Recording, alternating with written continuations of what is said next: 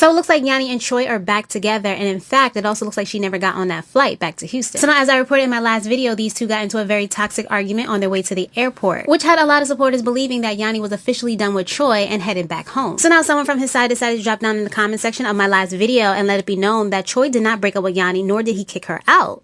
Well, as I reported in my last video, Choi did indeed kick her out his car when they were at the airport, in which I showed you guys. Plus, this was an IG live with over 1,500 people watching who saw this as well. And I also stated that Yanni is the one that broke up with Choi, not Choi breaking up with Yanni. And this is based off her own words. So let's roll it back. I'm done with you. I broke up with you. It's over. Oh my gosh. You act like, all right, bro. I broke up with you. It's over. You're weird. So now after this whole airport situation, Yanni's brother posted on IG a photo of him on FaceTime with her. So now shout out to the Yanni Network IG page, because supporters were able to pinpoint the background from her FaceTime with her brother to a background at Choi's place, which has a lot of supporters now believing that Yanni is indeed still in Louisiana with Choi. So now a lot of supporters are now wondering, was this all just a prank, or was this a situation where this was a breakup and then they made up? Well, Choi is telling the truth about what happened between him and Yanni over on Patreon, which now has supporters believing that this was all just for content. Well, not exactly, because let's really think about this. So now if any of y'all know how Choi is when it comes to content, he never would have went live for a half an hour going back and forth arguing with Yanni for free.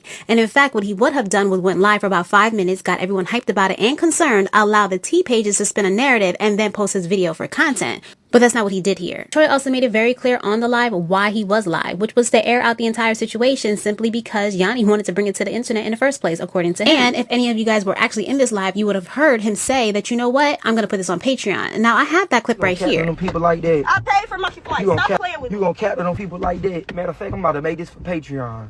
Matter of fact, you want to stop this? I'm gonna finish it. You want to get out?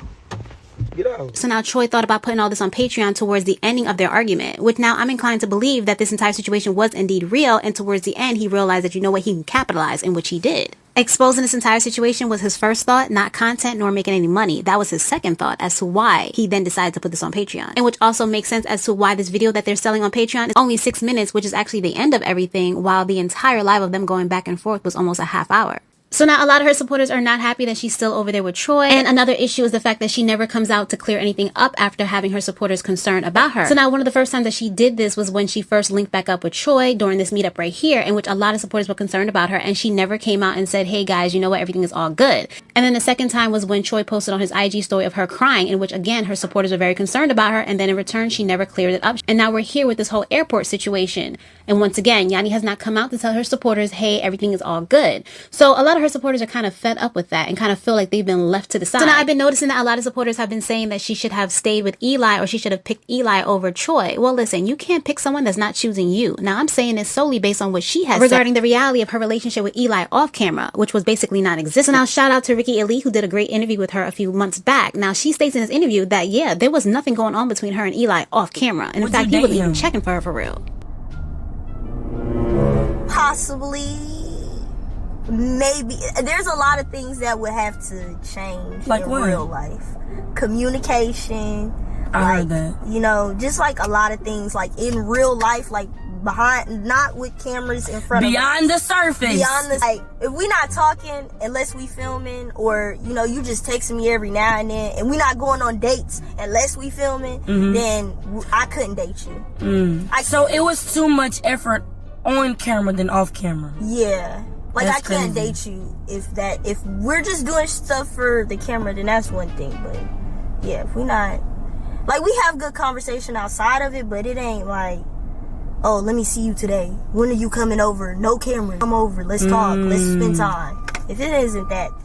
So now I'm not sure as to why so many people are still holding on to this Yanni and Eli idea, when Yanni clearly he was not giving her any attention off camera. And in fact, y'all all know that if a guy is really interested, he is definitely going to put that pressure on. He's going to let you know that he's interested. Well, he was giving her none of that. So therefore, all of these images, videos, and photos that everyone keeps holding on to as these amazing moments between them isn't actually real. And in fact, none of that transferred into real life. So therefore, maybe it's time to let this go, don't you think?